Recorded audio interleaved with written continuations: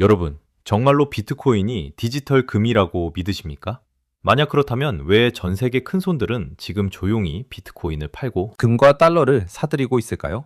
개미 투자자들이 1억 2천만 원 간다, 2억 원 간다며 희망회로를 돌릴 때 정작 시장을 움직이는 진짜 주인들은 이미 파티장을 빠져나가고 있습니다. 남겨진 건 아무것도 모르는 우리 같은 개인 투자자들 뿐입니다. 지금 여러분이 들고 있는 비트코인이 황금알을 낳는 거위인지 아니면 터지기 직전의 시한폭탄인지 오늘 이 영상에서 낱낱이 파헤쳐드리겠습니다. 지금 당장 확인하지 않으면 늦습니다. 자, 그렇다면 도대체 무슨 일이 벌어지고 있는 걸까요? 지금부터 하나씩 파헤쳐보겠습니다.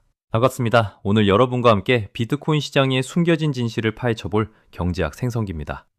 요즘 자식들이나 주변 지인들한테 비트코인 안 하면 바보라는 소리 한두 번씩은 들어보셨을 겁니다. 특히 비트코인이 1억 원이라는 상징적인 숫자를 돌파했을 때 그 열기는 정말 대단했죠. 너도 나도 돈 벌었다는 소리가 들리니까 평생 성실하게 저축만 해오던 우리 사장님들도 마음이 조급해지셨을 겁니다. 나만 뒤처지는 거 아닌가 하는 그 불안한 마음 저도 충분히 이해합니다. 하지만 여러분, 투자의 세계에서 모두가 환호할 때는 이미 늦었거나 아니면 아주 위험한 순간이라는 점을 꼭 기억하셔야 합니다. 30년 전 97년 외환위기 직전을 한번 떠올려 보세요. 그때도 경제가 잘 돌아가는 것 같았고 사람들은 흥청망청 소비를 즐겼습니다. 하지만 보이지 않는 곳에서는 이미 외화가 빠져나가고 있었고 결국 IMF라는 거대한 파도가 우리를 덮쳤죠. 지금 비트코인 시장이 딱 그때와 비슷한 냄새를 풍기고 있습니다. 소름 끼치게 닮은 징후들이 곳곳에서 나타나고 있거든요. 제가 오늘 드릴 이야기는 단순히 비트코인 사지 마라, 팔아라 이런 수준의 조언이 아닙니다. 지금 시장의 바닥에서 어떤 거대한 음모와 흐름이 소리 없이 움직이고 있는지 그 실체를 보여드리려는 겁니다. 60대 은퇴자인 김상무님 사례를 하나 말씀드려 볼게요. 김상무님은 평생 대기업에서 일하며 모은 퇴직금 중 5천만 원을 지난달에 비트코인에 넣었습니다. 옆집 박 사장이 3천만 원 벌어서 차를 바꿨다는 소리를 들었거든요. 김상무님이 들어간 시점은 비트코인이 9,800만 원을 찍었을 때였습니다. 그런데 지금 어떻습니까? 가격이 출렁일 때마다 김상무님은 밥도 제대로 못 드시고 밤에 잠도 못 주무십니다. 내가 산 가격 밑으로 떨어지면 어떡하나, 자식들 볼 면목이 없는데 이런 생각뿐이시죠? 이게 바로 전형적인 고점 신호에 올라탄 개인 투자자들의 모습입니다. 자, 이제 냉정하게 현실을 들여다봐야 합니다. 지금 당장 여러분이 주목해야 할 첫 번째, 무서운 징후는 바로 거래소로 흘러들어가는 비트코인의 양입니다. 경제용어로는 거래소 유입량이라고 하는데요. 이걸 쉽게 설명하면 시장에 매물이 쏟아져 나오기 직전의 상황이라고 보시면 됩니다. 비트코인을 장기적으로 보유할 사람들은 보통 개인 지갑이라는 안전한 곳에 꽁꽁 숨겨둡니다. 그런데 갑자기 이 물량들이 거래소라는 시장 바닥으로 기어나오고 있어요. 왜일까요? 답은 간단합니다. 팔기 위해서입니다. 특히 최근 일주일 동안 정체불명의 거대 계좌들, 이른바 고래라고 부르는 세력들이 움직이기 시작했습니다. 이들이 거래소로 보낸 물량만 무려 6조 원어치가 넘습니다. 이들은 우리 같은 개인들과는 정보력 자체가 다릅니다. 전 세계 경제의 흐름을 쥐고 흔드는 사람들이죠. 이들이 왜 지금 이 시점에 물건을 시장에 내놓으려 할까? 그건 바로 더 이상 가격을 올릴 동력이 부족하다고 판단했기 때문입니다. 여러분, 시장은 언제나 네모갑니다. 세력들이 다 팔고 나면 그 물량은 누가 받아낼까요? 결국 뒤늦게 뛰어든 우리 같은 개인들이 다 떠안게 되는 겁니다. 두 번째 징후는 달러 가치와 금리의 움직임입니다. 비트코인은 흔히 달러의 대안이라고들 하죠. 그런데 요즘 미국 경제가 심상치 않습니다. 물가가 잡히지 않으니 미국 중앙은행인 연방준비제도에서 금리를 내릴 생각을 안 합니다. 아니, 오히려 더 올릴 수도 있다는 무서운 소문까지 돌고 있어요. 금리가 높다는 건 무슨 뜻일까요? 위험한 비트코인에 돈을 넣어두는 것보다 안전한 은행에 넣어두거나 미국 국채를 사는 게 훨씬 이득이라는 소리입니다. 실제로 지금 전 세계 스마트머니, 즉 영리한 돈들은 비트코인에서 빠져나와 미국 달러로 회귀하고 있습니다. 이들이 빠져나간 자리를 개미들의 희망, 회로가 겨우 버티고 있는 형국이죠. 이건 마치 기초공사가 부실한 건물에 층수만 계속 올리는 것과 같습니다.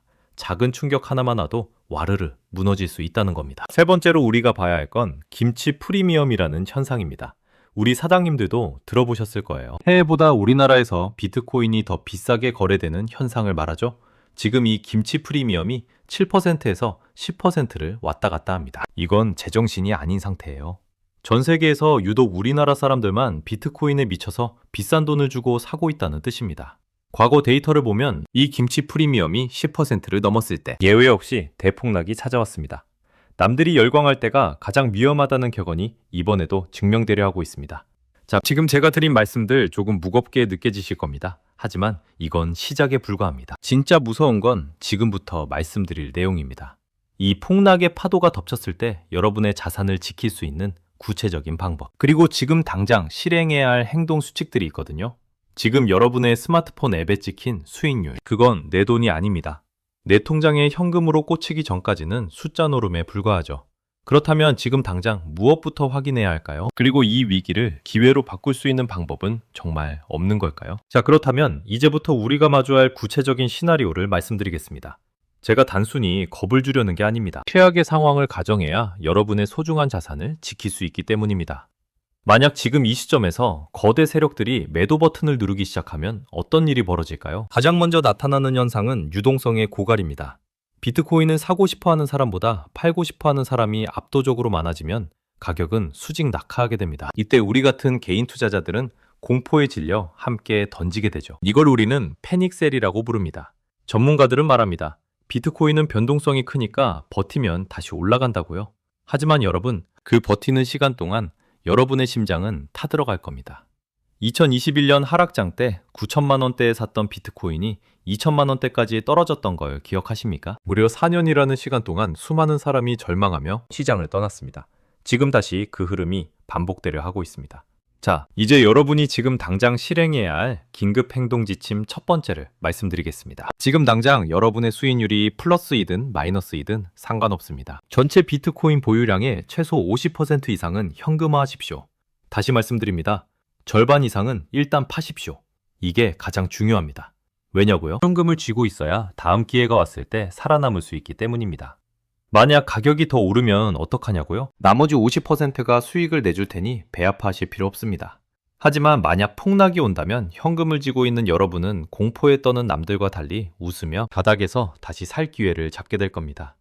두 번째 행동 지침은 바로 거래소 앱을 삭제하거나 알람을 끄는 겁니다.